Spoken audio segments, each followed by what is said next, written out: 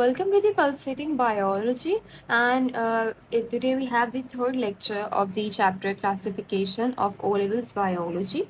In today's video, we will mainly be discussing about the vertebrates groups and some characteristics of those vertebrate groups.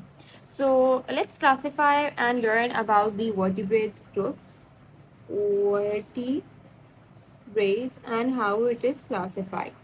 So basically, we have four groups or the five groups of the vertebrates. Number one, we have amphibians.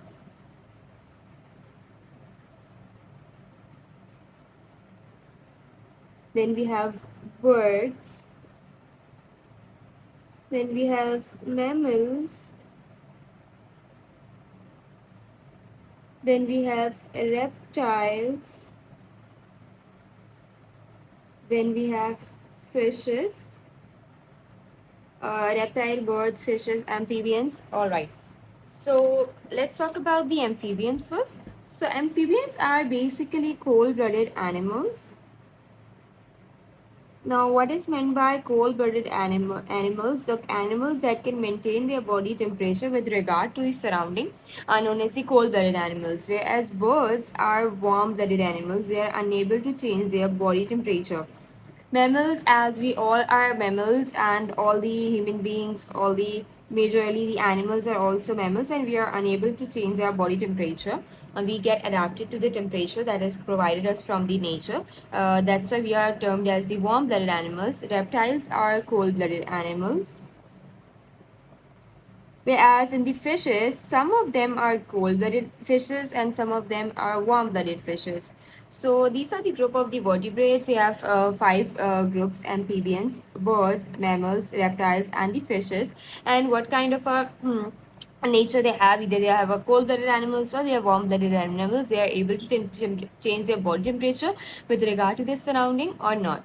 So let's discuss each of these groups in detail and learn about some characteristics of it. Let's begin with the amphibians first. Alright, so the first group that we have to learn about the characteristics is the amphibian. We don't need to learn it in a lot of detail because we have not been asked in the syllabus, but all we have asked to learn about is some basic characteristics. So we will be discussing very basic characteristics like the amphibians. The amphibians are majorly known for having a thick and humid skin.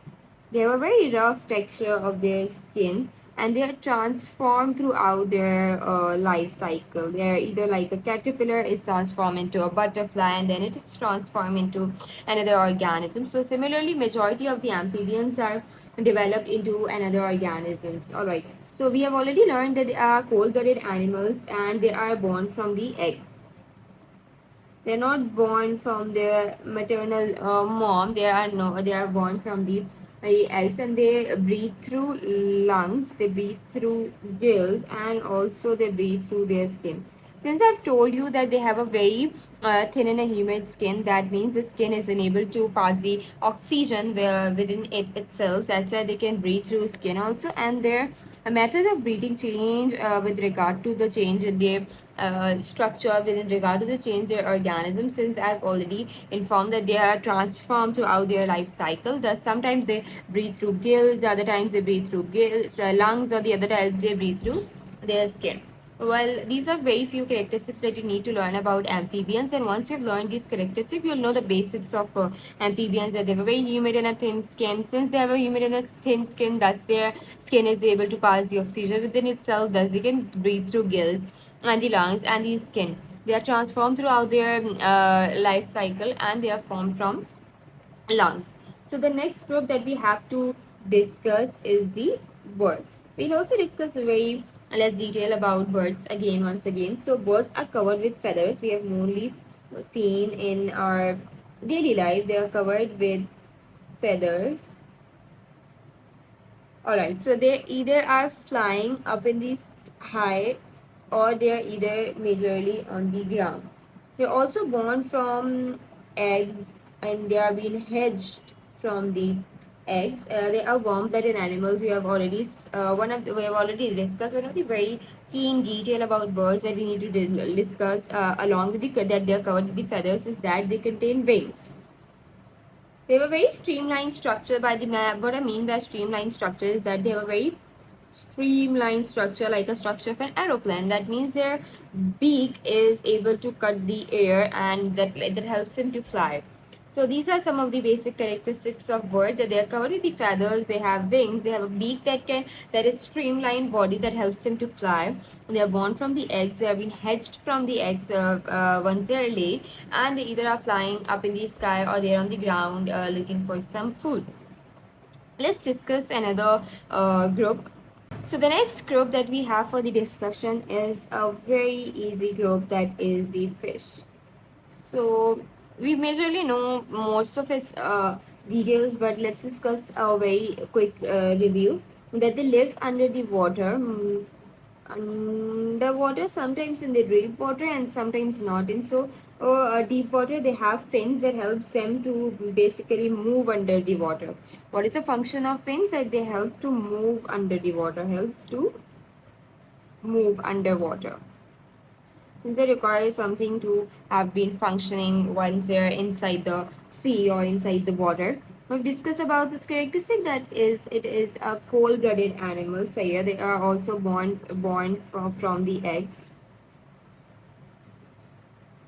And what is a different characteristic that basically describes them to be another group is that fishes are majorly known for that they are breathe through gills or they breathe through book lungs.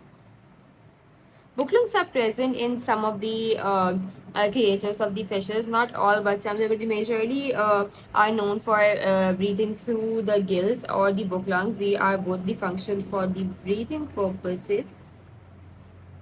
So these are some of the functions of fishes, that they live under the water. They consist of fins that helps them to move. They are cold-blooded animals. They are born from the eggs, and they consist of gills and the book lungs that help in the breathing. So the other group that we will be discussing is the reptiles.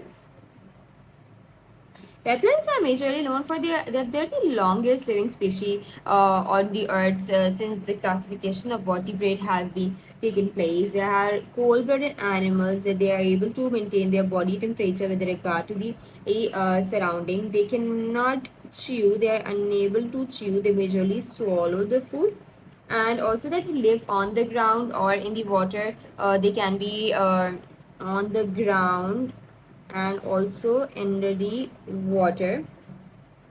Alright, so their body is mostly covered with a very hard shell that is also known as a mantle. So their body is mostly covered with a hard shell. They are cold-blooded animals. They cannot chew. They are majorly on the ground or sometimes inside the water. And they are the longest living species when it comes to vertebrates. Longest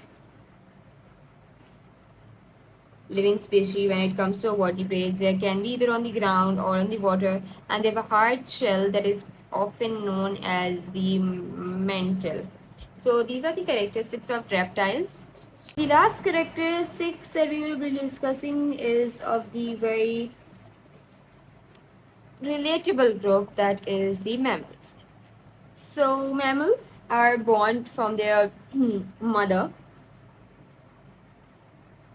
born from mother. They are not being hatched from the egg. They breathe through lungs. They have body hair, breathe through. They live on water, they live on ground, they live in the air, they live basically everywhere. Either their body is covered with the fur or with the body hair, and they are warm-blooded animals. So basically mammals are born from their mother, and a very common example of mammal is the human beings.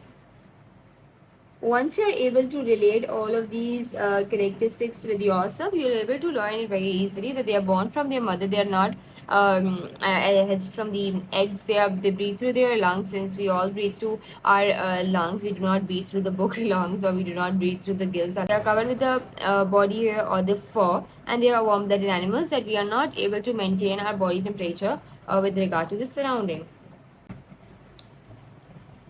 So the next thing that we need to learn is what are the main groups of arthropods. So before discussing the arthropods, let's discuss about some of the groups of arthropods. I'll be telling you a trick with the help of which you can learn the names of all the arthropods because I know that they're quite difficult to learn.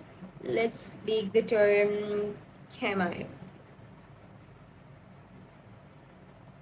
You've learned the word cami in your botany syllabus. So from C we have crustaceans.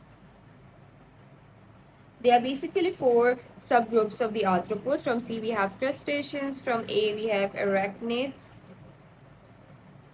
from M we have myriapoda, from I we have insects.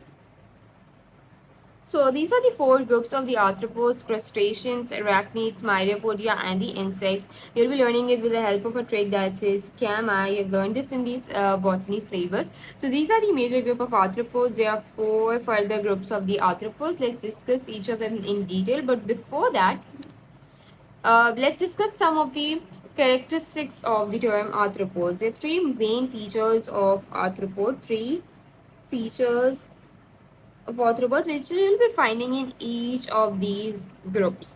So the three common features is that they have a tough exoskeleton, and by tough exoskeleton I mean that they have a skeleton that can shed off, they have a skeleton that cannot help them to breathe, it does not allow the oxygen to pass through it. It is an outer surface of the skeleton. It have a jointed appendages, and by the term jointed appendages, that's why they are known as the term arthropods. The pods mean that they have a joint appendages, and they does not have a very sleek one continuous body. They are segmented into different sections. And the third main characteristic is that they have a segmented body. When you talk about the segment, this is the term that you need to learn that I have discussed 1 second earlier, that they have a segmented body and the body is segmented into different sections. So the three main features of the arthropods is that it is a tough skeleton, it has a joint appendages and the segmented body that have divided into sections and does not allow the body to be in a continuous one section. So these are the major group of arthropods and the three major features that help the term arthropods to be divided into such for the four of the groups.